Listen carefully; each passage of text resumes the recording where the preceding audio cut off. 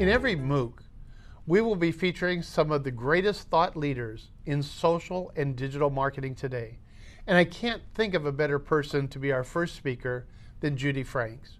Professor Franks is both a colleague of mine and a friend.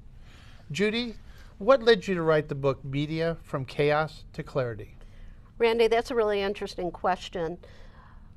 At the beginning of this millennium, marketers were asking me, what in the world should I do about digital media and social media? It was almost as if the sky was falling.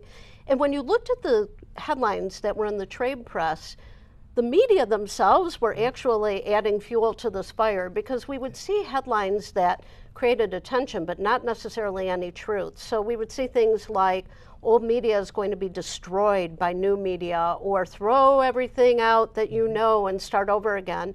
And my favorite one was the media ecosystem has turned into chaos.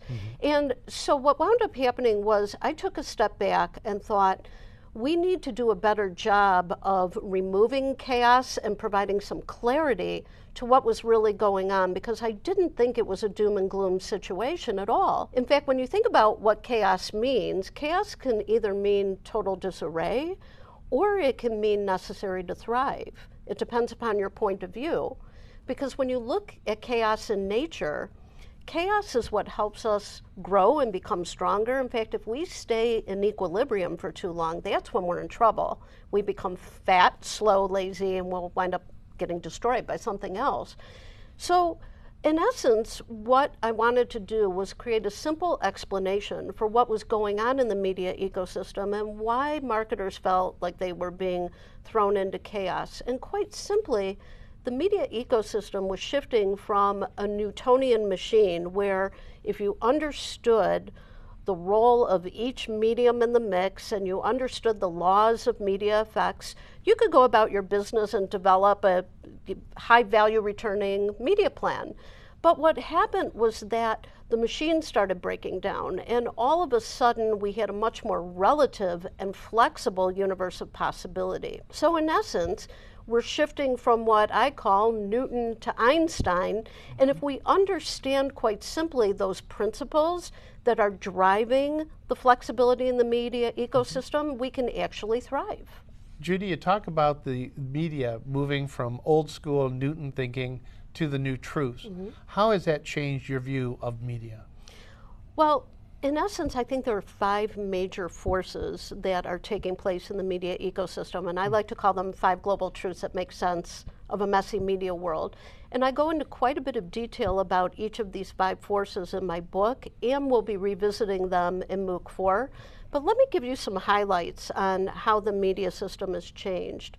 Under old school Newton thinking, the media were highly certain. And what I mean by that is each particular medium had a very specific function and utility with very limited overlap. Because of that, the second behavior under old school was that audiences were highly selective, meaning that if they were heavy users of one medium, they tended to be lighter users of another. So it forced marketers to make choices. The third observation was that media was highly linear. And what I mean by that is you could put content on a media platform and it would travel from point A to point B with limited disruption. Because of that, the media themselves were products and they functioned based upon their technology and their functional distribution patterns, which ultimately meant that when you look at the economics of the media business, the 5th key force under old school was that the media themselves could aggregate audiences because audiences would make choices. I'm going to watch television or I'm going to spend time online, not necessarily by content.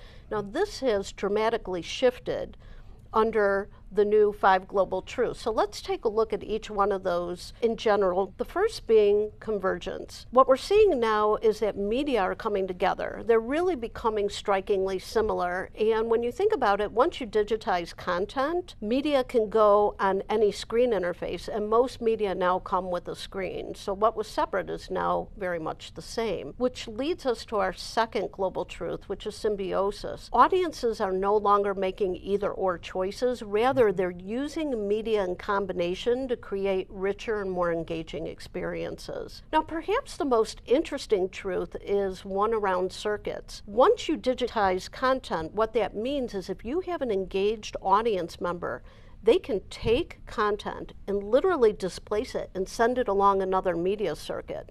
So in essence, what's happened is that your audience has shifted from a recipient of marketing messaging to an accelerant. They're the most powerful media channel that we now have in this new media world, which means that the media themselves can no longer function by sheer technology and distribution strength, but rather media need to become brands, and they need to learn brand management, which is pretty fascinating, which ultimately then leads to a shift in media economics. Platforms and distribution no longer make money for media companies, but rather engaging content does, because without engaging content, you can't inspire a consumer to share and accelerate that message. And that's ultimately what we want to do.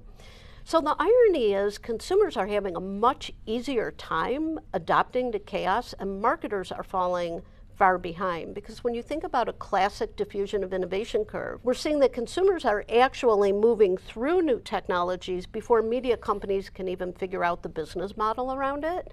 And then marketers think they're innovating. Well, I'm going to try this.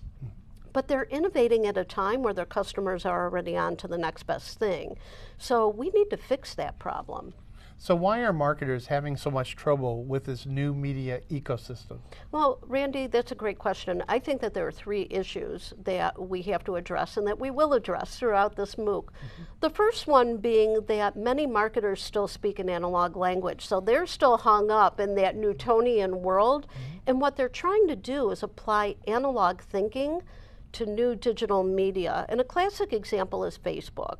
Now that Facebook has mass audiences on the platform, too many marketers are treating Facebook like a broadcaster. And they're applying the old rules of broadcast television to a very different platform. So again, what we have to do is we need to teach marketers a new language to help them adapt to this new media world. The second issue, frankly, is that media themselves are trapped in silos. So while the first global truth is all about convergence, we still like to call magazines magazines and television and, computers the second screen and mobile the third screen. And when the reality is, once you get into media brands, they leak out of these silos. And as marketers, we're not ready for that. Which leads me ultimately to the third problem that we have. And this is a bit ironic coming from a faculty member of Northwestern who teaches media. I think media receive way too much attention in this new story. Because frankly, all media are conduit and tools that engaged audiences and communities use to accelerate content that is important and meaningful to them. Well, those are great insights. Thank you so much. Thanks, Randy. And Judy will be joining us in MOOC 4 to examine media in more detail. Meanwhile, I want to encourage our participants to check out Media from Chaos to Clarity, which can be found in our social marketing library, and to follow Judy Franks on Twitter. Hopefully, these powerful truths, the 5 global truths, will help each of you navigate the messy media world. Thanks again, Judy. Thanks for having me, Randy.